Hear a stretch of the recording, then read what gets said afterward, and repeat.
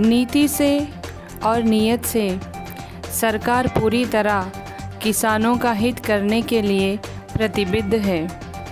प्रधानमंत्री नरेंद्र मोदी ने कृषि कानूनों पर एक बार फिर बयान दिया है। FICCI की वरिष्ठ आम बैठक में उन्होंने कहा है कि नए सुधारों से कृषि क्षेत्र में अधिक निवेश आएगा। PM मोदी ने कहा कि कृषि कानूनों में सुधार से किसानों को फ़ायदा होगा। उन्होंने और क्या कहा, देखते हैं।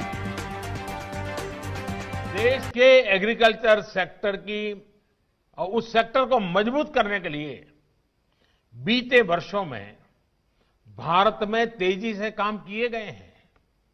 आज भारत का एग्रीकल्चर सेक्टर पहले से कहीं अधिक वाइब्रेंट हुआ है। आज भारत के किसानों के पास अपनी फसल मंडियों के साथ ही बाहर भी बेचने का विकल्प है। आज भारत में मंडियों का आधुनिकीकरण तो हो ही रहा है। किसानों को डिजिटल प्लेटफॉर्म पर फसल खरीदने बेचने का भी विकल्प दिया है। इन सारे प्रयासों का लक्ष्य यही है कि किसानों की आय बढ़े, देश का किसान समृद्ध हो। जब देश का किसान समृद्ध होगा तो देश भी समृद्ध होगा। आपको मैं एक और उदाहरण देता हूं कि कृषि क्षेत्र को पहले कैसे हैंडल किया जा रहा था। साथियों, हमारे देश में पहले इथेनॉल तक को प्राथमिकता देकर इंपोर्ट किया जाता था, जबकि खेतों में गन्ना किसान परेशान रहता था कि उसका गन्ना बिक नहीं रहा या उसके गन्ना किसानों का हजारों करोड़ रुपए का बकाया भी समय पर मिलता नहीं था। हमने इस स्थिति को बदला। हमने देश में ही इथेनॉल के उत्पादन को बढ़ावा दिया। पहले चीनी बनती थी, गुड़ बनता था। कभी चीनी के दाम गिर जाते थे तो किसान को पैसे नहीं मिलते थे, कभी चीनी के दाम बढ़ जाते थे तो कंज्यूमर को तकलीफ होती थी। यानी कोई व्यवस्था ऐसी चल ही नहीं सकती। और दूसरी तरफ हम हमारे कार स्कूटर चलाने के लिए विदेशों से पेट्रोल लाते थे। अब ये काम इथेनॉल भी कर सकता था। अब देश में पेट्रोल में 10% तक इथेनॉल की ब्लेंडिंग करने की तरफ बढ़ रहा है। सोचिए, इससे कितना बड़ा बदलाव आने वाला है। इससे गन्ना किसानों की आमदनी तो बढ़ेगी ही, रोजगार के भी नए अवसर मिलेंगे।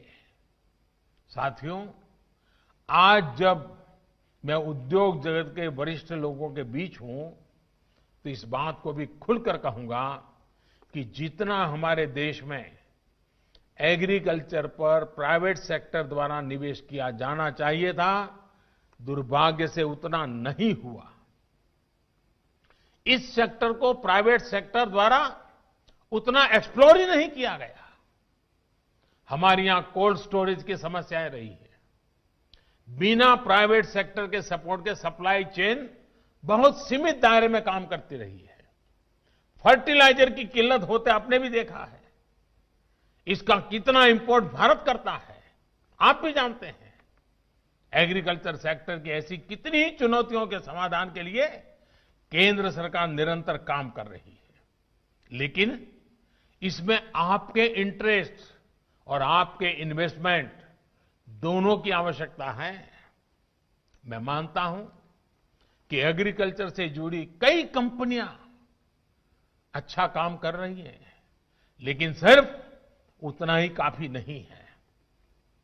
फसलें उगाने वाले किसानों को, फल सब्जियां उगाने वाले किसानों को जितना आधुनिक टेक्नोलॉजी का, आधुनिक व्यापार और उद्योग के तौर तरीके का जितना सपोर्ट मिलेगा, उनकी जरूरतों को देखते हुए जितना हम इन्वेस्ट करेंगे उतना ही हमारे देश के किसानों का फसलों का नुकसान कम होगा, उतनी ही उनकी आय बढ़ेगी। आज ग्रामीण क्षेत्र में एग्रो बेस्ड इंडस्ट्री के लिए बहुत बड़ा स्कोप है। पहले की नीतियां जो भी रही हो, लेकिन आज की पॉलिसीज ग्रामीण कृषि आधारित अर्थव्यवस्था विकसित करने के लिए बहुत अनुकूल है। नीति से और नियत से सरकार पूरी तरह किसानों का हित करने के लिए